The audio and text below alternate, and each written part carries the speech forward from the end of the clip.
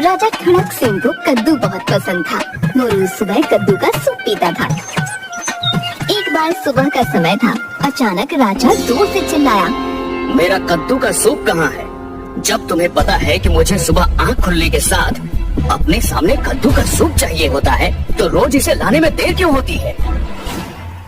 न जाने राजा का ये कद्दू प्रेम हमें कहाँ ले जाएगा। मैंने कौन से ऐसे बात किए थे जो मुझे कद्दू प्रेमी पति मिला।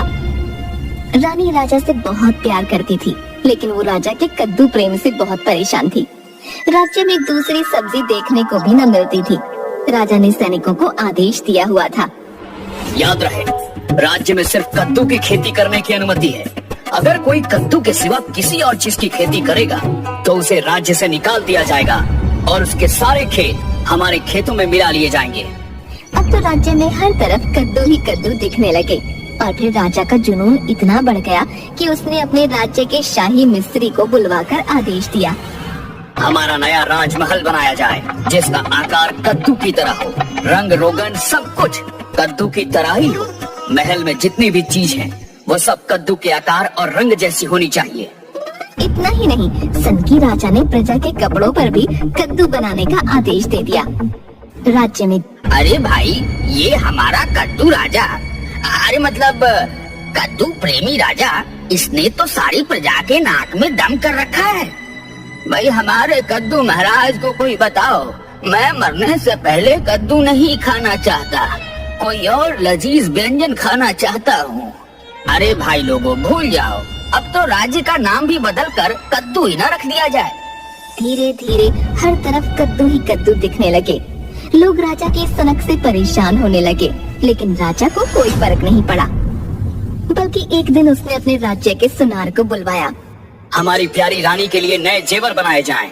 ये सुनते ही रानी बहुत खुश हो गई और सोचने लगी, राजा मुझसे कितना प्रेम करते हैं, मेरे बिना कुछ कहे हमेशा मेरी कितनी फिक्र करते हैं, मैं बेकार ही दुखी रहती हूँ। तभी राजा ने कहा, लेकिन रानी के नए जेवर कद्दू के आकार और प्रकार के होने चाहिए। उन्हें पहनने के बाद हमारी रानी सबसे अलग दिखे। ये सुनकर रानी को बड़ा गुस्सा आया। वो मन में बोली, इन्हें एक कद्दू से ही शादी कर लेनी चाहिए थी। कद्दू खा खा कर मन नहीं भरा तो राजमहल कद्दू के आकार का बनवा दिया, कपड़े कद्दू के प्रिंट के बनवा दिए और तू अब जेवर भी कद्दू जैसे बनवा रही है। अब तो सिर्फ मैं ही बची हूँ। क्या पता कुछ समय में राजा ये भी आदेश दे दे कि हमारी रानी को कद्दू बना दो। रानी को बहुत गुस्सा आया। सुबह के नाश्ते से लेकर रात के खाने तक कद्दू की बनी चीजें परोसी जाती हैं। कद्दू की सब्जी, कद्दू की पूरी, कद्दू के चावल, हर चीज में कद्दू कद्दू कद्दू। अब ये कद्दू से ही बात करें, मैं इनसे बात नहीं करूंगी। रानी ने राजा से बात करना बंद कर दिया। राजा को इस बात से कोई फर्क ही नहीं पड़ा। एक सुबह राजा फिर चिल्लाया, आज मुझे कद्दू का बना कोई नया व्यंजन खिलाया जाए। जी महाराज, जैसी आपकी आज्ञा। सेवक रसोई में जाकर बड़बड़ करने लगा। सेवक मन ही मन कहने लगा कि राजा एक दिन अपने साथ साथ मुझे भी पागल कर देगा। अब रोज इसे कद्दू के बने नए व्यंजन कहाँ से खिलाऊं? आज तो इसे मजा चखा के ही रहूंगा। महाराज, आज मैं आपके लिए कद्दू से बना बिल्कुल नया और बहुत ही स्वादिष्ट पकवान पेश किया है। आप इसे खाएं और बताएं। राजा व्यंजन को मुंह में डालकर मुस्कुराते हुए पूछता है, सेवक, तुमने ये क्या बनाया है? महाराज, ये कद्दू आपके लिए विशेष तौर पर मैं विदेश से मंगाया था। यह एक विदेशी कद्दू का सूप है, आपको जरूर पसंद आएगा। बेशक, हाँ हाँ, ये बहुत स्वादिष्ट है।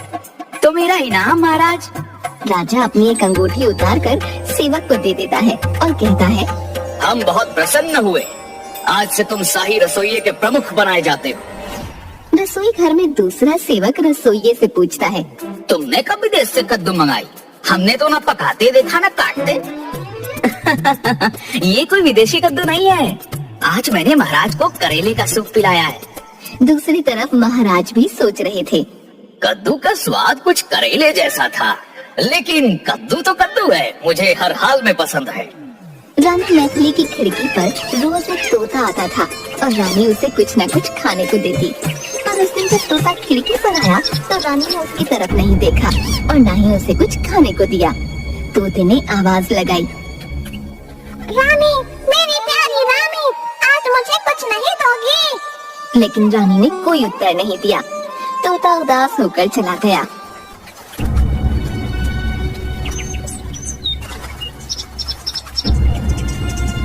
दूसरे दिन फिर तोता आया और उस दिन वह खिड़की से अंदर आकर रानी के सामने बैठ गया। रानी, तुम इतनी उदास क्यों हो?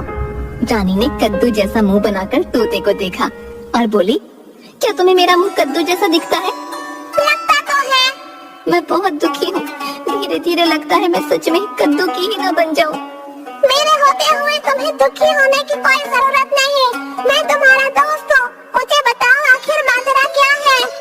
फिर रानी ने तोते को सारी बात बताई और कहा, मैं राजा के इस कद्दू प्रेम से बहुत तंग आ चुकी हूँ, लेकिन मुझे समझ नहीं आता कि मैं क्या करूँ। जादू करो। रानी ने हैरान होकर तोते को देखा और कहा, जादू? मैं भला जादू कैसे करूँ? मैं तो एक सीधी सादी रानी हूँ। काश मुझे जादू आता होता। मैं अपनी आंखों के सामने से ये कद्दू हमेशा के लिए हटा देती। रानी, मैं परी लोक का तोता हूँ। तुम्हारी इतनी मदद कर सकता हूँ कि तुम्हें ये जादू मंत्र दे दूँ। तुम जिसके ऊपर इस मंत्र का प्रयोग करोगी, वो वही देखेगा जो तुम चाहोगी। ये मंत्र भला मेरी मदद कैसे कर सकता है? मेरा दिमाग तो काम ही नहीं कर रहा। क्या तुम मुझे बता सकते हो? तोते ने रानी के कान में एक योजना बताई। रानी के चेहरे पर एक शरारत भरी मुस्कान आई और उसने कहा, अब आएगा मजा। अब तो मैं इस मंत्र के जरिए राज्य से कद्दू को हमेशा के लिए विदा कर दूंगी। लेकिन याद रखना मैथिली बहन, 12 बजते ही ये जादू खत्म हो जाएगा। रानी ने तोते का धन्यवाद किया और खुशी से झूमने लगी। फिर उसने राजा से कहा, महाराज, क्यों ना हम इस बार आपके जन्मदिन पर अपने कद्दू राजमहल में एक आलीशान भोज रखें, जिसमें आप अपने सभी मित्रों को आमंत्रित कीजिए। रानी, तुम तो जानती हो मेरा कोई मित्र हमारे घर नहीं आना चाहता, क्योंकि उन्हें कद्दू पसंद नहीं। आप मुझे बताइए किस किस को बुलाना है? मैं सबको बुला लेती हूँ। मेरा आपसे वादा है कि आपके सभी दोस्त आएंगे और बहुत खुश भी होंगे। राजा ने हैरानी के साथ रानी को देखा और कहा, ठीक है, तुम कहती हो तो मैं बताता हूँ, परंतु मुझे ऐसा नहीं लगता कि कोई आएगा, और अगर आया भी तो वह खुश होकर नहीं जाएगा। अगर ऐसी बात है तो चलिए एक शर्त लगाते हैं। जैसा मैंने आपसे कहा, अगर ऐसा नहीं हुआ तो मैं भी कद्दू को आपकी तरह प्यार करूंगी, लेकिन अगर ऐसा हुआ तो आपको मेरी एक बात माननी होगी। राजा हंसने लगे और मन में सोचा, रानी कितनी मूर्ख है, वह मुझसे ऐसी शर्त लगा रही है जो वह आसानी से हार जाएगी, क्योंकि मेरा कोई भी दोस्त हमारे घर आएगा नहीं, और अगर आया तो उसे हमारे घर का खाना पसंद नहीं आएगा, तो फिर वह खुश कैसे होगा। आप चुप है महाराज, शायद आपको लगता है कि आप हार जाएंगे। नहीं नहीं, मैं तो ये सोच रहा हूँ कि तुम कितनी मूर्ख हो। ठीक है, तो हम अपनी शर्त पर कायम रहते हैं और भोज की तैयारी करते हैं। ठीक है, मैं भी तब तक ये सोचता हूँ कि तुम मेरी तरह कद्दू को अपना कर कैसी लगोगी। राजा मुस्कुराया और वहाँ से चला गया। रानी ने भी एक शरारत भरी मुस्कान भरी और भोज की तैयारी में लग गई। सबसे पहले रानी ने राजा के सभी दोस्तों को बुलाने के लिए एक निमंत्रण पत्र लिखा। आज शाम की पार्टी में अगर आपको कहीं पर कद्दू दिखता है या कद्दू से बना कोई भोजन मिलता है तो राजा खड़क सिंह अपना आधा राज्य आपको दे देंगे। जब ये निमंत्रण पत्र राजा के मित्रों को मिला, उन्हें बड़ा आश्चर्य हुआ। कद्दू प्रेमी खड़क सिंह ने ऐसा निमंत्रण पत्र कैसे भेजा है, जिसे कद्दू के सिवा कुछ भी पसंद नहीं? उसके घर भला कद्दू से बना सामान या कद्दू से बना भोजन नहीं होगा, ये असंभव है। रानी ने जिस मंत्री को पत्र लेकर भेजा था उसको ये समझाया। मंत्री जी, जब राजा के मित्र ये पत्र पढ़े तो उन्हें समझना आपका क्या चाहता है। राजा तो कद्दू के बिना रह नहीं सकते। आपको बड़ी आसानी से कहीं न कहीं कद्दू मिल ही जाएगा, और बिना मेहनत राजा का आधा राज्य है आपका। और अगर आपको कद्दू नहीं भी मिलता तो आपको एक आलीशान भोज तो मिल ही जाएगा। मंत्री ने ऐसा ही किया। मंत्री की बात सुनकर राजा के मित्र खुश हो गए और भोज में आने के लिए तैयार हो गए। इधर रानी ने भोज के लिए बहुत सारे अलग अलग तरह के व्यंजन जैसे फलों के जूस, स्वादिष्ट मिठाइयाँ आदि बनवा रखे थे। अब जाकर झरोखे पर खड़ी हो जाती हूँ। तोते के दिए मंत्र के इस्तेमाल का समय आ गया है। धीरे धीरे मेहमानों ने आना शुरू कर दिया।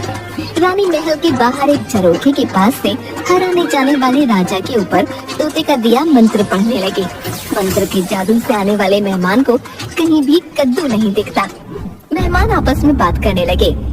कमाल है महाराज, खड़क सिंह के महल से तो कद्दू पूरी तरह गायब हो गए। एक एक करके सारे व्यंजन परोसे जाने लगे। शरबत, सूप, मिठाइयाँ, फल सब बड़े मजे से खाते पीते मजे करने लगे। ये सब देखकर कद्दू प्रेमी राजा को बड़ी हैरानी हुई, क्योंकि राजा को हर तरफ तो कद्दू ही कद्दू दिख रहा था। वाह वाह, ये तो रानी ने कमाल कर दिखाया। लेकिन मुझे ये सब स्वप्न लग रहा है। यह कद्दू का बना सूप, यह कद्दू का जूस, कद्दू की बनी मिठाइयाँ, ये सब खा पी के भी यह इतने खुश हैं। इन्हें क्या हो गया है? राजा को कुछ समझ नहीं आ रहा था और रानी भी खुशी खुशी मेहमानों की आवभगत में लगी हुई थी। सब मजे कर रहे थे, खुशी से नाच रहे थे। तभी रानी की नजर घड़ी पर गई। ओहो, ये क्या हो गया? 12 बजने में तो सिर्फ कुछ ही समय बाकी है और 12 बजे के बाद मेरा जादू गायब हो जाएगा। मुझे कैसे भी इन सबको 12 बजे के पहले यहाँ से भेजना होगा। राज्य में एक भयंकर राक्षस ने धावा बोल दिया है। उसे खाए पिए राजा बहुत पसंद है। महाराज खड़क सिंह को मैंने छुपा दिया है। आपकी भी भलाई इसी में है कि 12 बजने से पहले हम महल छोड़ दें। अरे ये क्या बात हुई? उस राक्षस को अभी आना था। अभी तो बहुत से व्यंजन पड़े हैं जो मैंने चखे तक नहीं। लेकिन खैर, राक्षस से जान बचानी होगी, बाकी बाद में। भागो। दूसरा मोटा राजा अपनी नाक पोंछता हुआ चटपटा खाना खा रहा था। उसका एक साथी राजा के पास आया। अरे मित्र, संयम रखे, बाकी बाद में खा लेना। अभी राक्षस ने हमला किया है, भागो। अरे मित्र, ये वाला व्यंजन खाओ, कसम पैदा करने वाले की पतीला चाट जाओगे। आओ आओ। मोटे, मर यहाँ पे, मैं तो चला। अरे रुको मित्र, मैं भी आया। रानी की बात सुनते ही बाकी सभी मेहमान अपने अपने शाही रथों में बैठकर वहाँ से चले गए और 12 बजते ही रानी का जादू गायब हो गया। पर तभी राजा का एक मित्र, जो अभी राजमहल के बाहर नहीं निकला था, उसके ऊपर से जादू गायब हुआ और उसने राजा के महल में सब कुछ कद्दू की शक्ल में देख लिया। उसे कुछ समझ नहीं आया कि क्या हो गया। अभी तो यहाँ कहीं भी कद्दू नहीं था, अब यहाँ हर तरफ कद्दू दिख रहे हैं। रानी ने राजा के मित्र को देखा और वह समझ गई। थोड़ा सा घबराई, लेकिन उसने अपने दिमाग को लगाया और राजा के मित्र से बोली, आपको पार्टी कैसी लगी? कहाँ, बहुत अच्छी थी रानी जी। लेकिन और खाना कैसा था? खाना तो बहुत ही स्वादिष्ट था। मुझे तो यकीन नहीं हो रहा है कि यह कद्दू प्रेमी राजा कद्दू के अलावा किसी और चीज के बने भोजन को भी खाता होगा। लेकिन हाँ, अब राजा पहले जैसे नहीं रहे। लेकिन राजा को एक बीमारी हो गई है। कौन सी बीमारी? हाँ, बड़ी भयंकर बीमारी है। राज वैद्य ने कहा है कि इस बीमारी का कोई इलाज नहीं। कैसी बीमारी? महारानी मुझे बताएं, शायद मैं कोई मदद कर सकूं।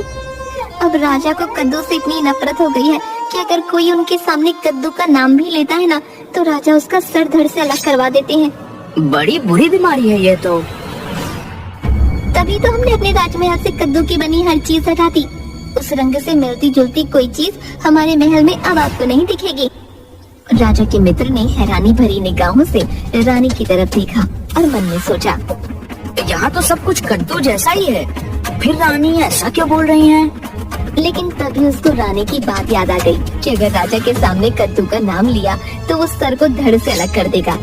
राजा के मित्र ने तुरंत कहा, हाँ, आपने बिल्कुल सही कहा। मुझे तो यहाँ कद्दू के आकार प्रकार जैसा कुछ नहीं दिखता। रानी समझ गई कि राजा का मित्र उसकी बातों में आ गया है। फिर उसने राजा के मित्र को आदर सम्मान के साथ विदा किया। अगले दिन सुबह, बताओ रानी, तुम्हारी कौन सी बात है जो तुम मुझसे पूरी करवाना चाहोगी, क्योंकि मैं शर्त हार चुका हूँ। सोच लीजिए राजा, आप मुझे अपनी जबान दे रहे हैं और राजा हमेशा अपने वादे पर डटे रहते हैं। तुम बोलो, तुम्हें क्या चाहिए? तुम कौन सी बात पूरी करवाना चाहती हो? मेरे पास तो सब कुछ है। आपने मुझे इतना कुछ दे रखा है और सबसे बड़ी चीज मेरे पास है आप, जो मुझसे इतना प्रेम करते हैं, मेरा सम्मान करते हैं, बिना कुछ मांगे बिना कुछ कहे मेरी हर इच्छा पूरी करते हैं। तो अब मैं आपसे और क्या मांगू? फिर भी तुम शर्त जीती हो तो तुम जो चाहो वो मुझसे मांग सकती हो। ठीक है, अगर आप मुझे कुछ देना ही चाहते हैं तो मुझे बस इतना चाहिए कि कद्दू मेरे जीवन से चला जाए। बस इतना ही, उससे ज्यादा कुछ नहीं। लेकिन तुम तो जानती हो कि कद्दू मुझे कितना पसंद है, मैं उसके बिना नहीं रह सकता हूँ। ठीक है, हम आपको खाने में रोज कद्दू खिलाएंगे, लेकिन कद्दू के अलावा सभी सब्जियां राज्य में उगाई जाएंगी और शाही रसोई में हर तरह के व्यंजन बनेंगे। राजा अपनी बात में फंस चुके थे। उनके पास रानी की बात मानने के सिवा और कोई दूसरा चारा नहीं था। राजा ने रानी की बात मानी और राज्य में कद्दू के अलावा बाकी चीजों की खेती भी होने लगी। और उस दिन के बाद राजा के महल में कद्दू के अलावा और भी सब्जियां बनने लगी और राज्यवासियों का जीवन कद्दू की माया से बाहर आ गया, राजा रानी के साथ राज्य भ्रमण करते हुए। अरे वाह रानी साहिबा, राज्य में ये रंग बिरंगे फूल और हरी भरी तरह तरह की सब्जियां बहुत ही खूबसूरत लग रहे हैं। यही तो महाराज, देर आए लेकिन दुरुस्त आए। अभी राज्य में सब लोग खुश हैं। वो तो ठीक है, लेकिन कहीं कद्दू दिखाई नहीं पड़ रहे। मेरा मन तो कद्दू का सूप पीने को कर रहा है।